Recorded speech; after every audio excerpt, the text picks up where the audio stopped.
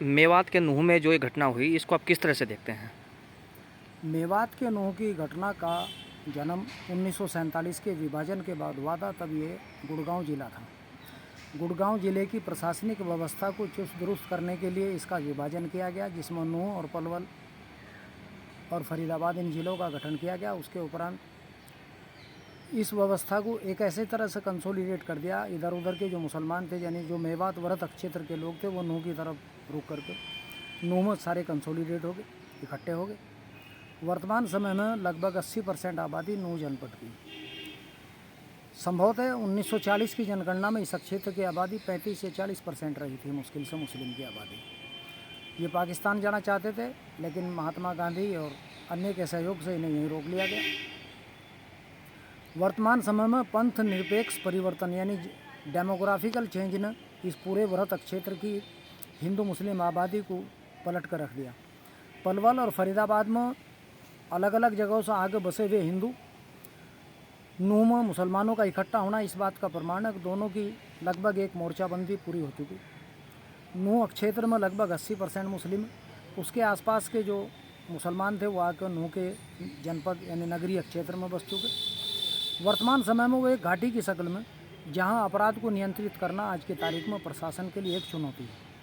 और ये समस्या अकेली आज वर्तमान समय में अगर ये समझ रहे कि ये नूह का ही अकेला विषय नहीं, ये पूरे भारत के अलग अलग, यानी उत्तर प्रदेश को अगर ले लें, आप मुजफ्फरनगर ले लें, मुजफ्फरनगर का जौला, ददेड़ू कला, ददेड़ू खुर्द, इधर और रास्तों में पड़ने वाले सांजक, तावली, ये हर यानी हर मुख्य मार्ग पर इस तरह के गांव ये एक घाटी की शक्ल में बन के दोनों तरफ आबादी बनकर सरकारी ज़मीनों पर एक घाटी का रूप धारण कर चुकी।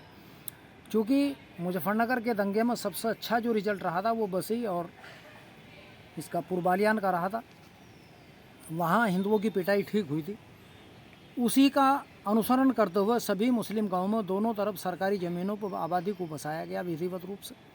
वर्तमान समय में ये, जैसा मैंने मुजफ्फरनगर का बताया, ऐसे आप अगर मेरठ में चले जाएं या पूरे, अगर आप मुजफ्फरनगर के बाद मेरठ, बुलंदशहर, बिजनौर, मुरादाबाद, रामपुर, बरेली, यानी पूरे पश्चिम उत्तर प्रदेश में भी अगर देखें तो यही स्थिति है। ये तो अगर आप छटनी करें तो सैकड़ों नूह निकल कर आवेंगे पूरे पश्चिम उत्तर प्रदेश में ही, जहाँ नूह जैसी स्थिति, जहाँ प्रशासन पूरी तरह से फेल।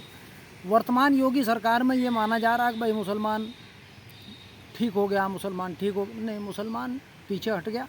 क्योंकि योगी की सरकार में मुसलमान का ज़्यादा यानी आगे बढ़ के हिस्सा लेना थोड़ा हानिकारक हो सके, इसलिए ये समझो कि ये दबा दिया गया, ये समाप्त नहीं हुआ। इसका जब समय आवेगा ये फिर उग्र रूप धारण करेगा और ये फिर उसी शक्ल में आवेगा जो नूह की शक्ल आपने अभी एक हफ्ता पहले देखी। अच्छा, जिस तरह से शोभा यात्रा पर वहाँ एक सुनियोजित तरीके से हमला किया गया और वहाँ कई मौतें भी हुई हैं, उसको आप किस तरह से देखते हैं? देखिए, हिंदू किसी भी अपनी धर्म यात्रा के संबंध में ये अच्छी तरह स्मरण रखे। अब उसे जब भी वो मुसलमान के मोहल्ले में कुछ, चाहे वो पहले से निकाल रहा था या नहीं निकालना शुरू किया या अपने धर्म का कोई अनुष्ठान करना चाह रहा, उसका विरोध मुसलमान स्वाभाविक रूप से करता आया और करता रहा। ये अकेले नूह का विषय नहीं है। आप कहीं भी अगर इस तरह की धार्मिक अनुष्ठान करके मुसलमानों की भावनाओं को ठेस पहुँचाने का कष्ट करेंगे तो उसकी परिणति यही होगी। रही आपने अभी नूह का जिक्र, चूँकि हर जगह नूह की चर्चा, वहाँ अरावली की पहाड़ियाँ इस बात का प्रमाण है कि जब मुस्लिम शासक दिल्ली से, या जब उससे पहले हिंदू शासक भी जब भागते थे दिल्ली छोड़कर, तो वो अरावली की तरफ ही भागते थे, क्योंकि वहाँ उनकी शक्ल जो घाटी की शक्ल में, जिसमें अपराध करना, अपराध करके छिपना, अपराधी का काफ़ी लंबे टाइम तक वहाँ जीवित रहना, ये उस घाटी की विशेषता, जिसमें वहाँ के मेव, चूँकि वो कभी ना कभी मीना या अलग अलग ब्रांड के राजपूत थे, वो शासक वर्ग के सिपाही थे। आज भी वर्तमान समय में वो उसी कल्चर में जी रहे। गरीबी में जीना, भूखमरी में जीना उनके संस्कारों का हिस्सा।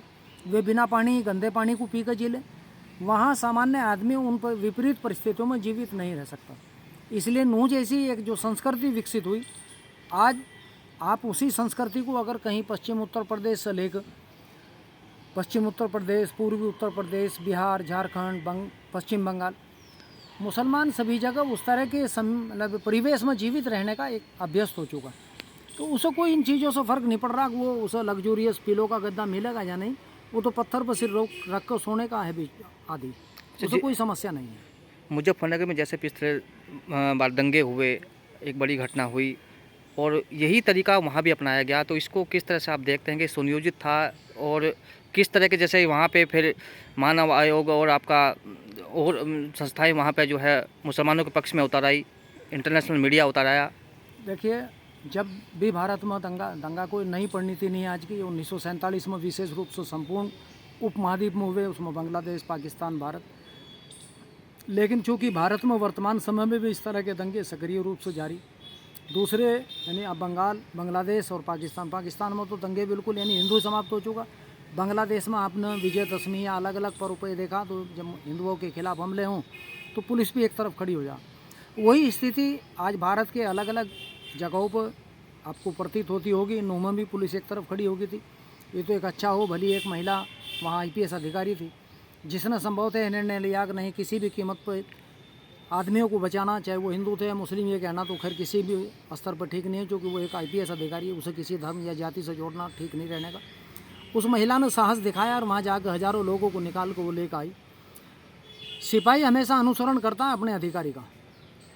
वर्तमान समय में कहीं भी किसी भी हालत में वरिष्ठ अधिकारी मुस्लिम के ऐसे जत्थों से निमटने या उनसे संघर्ष करने की स्थिति में नहीं है।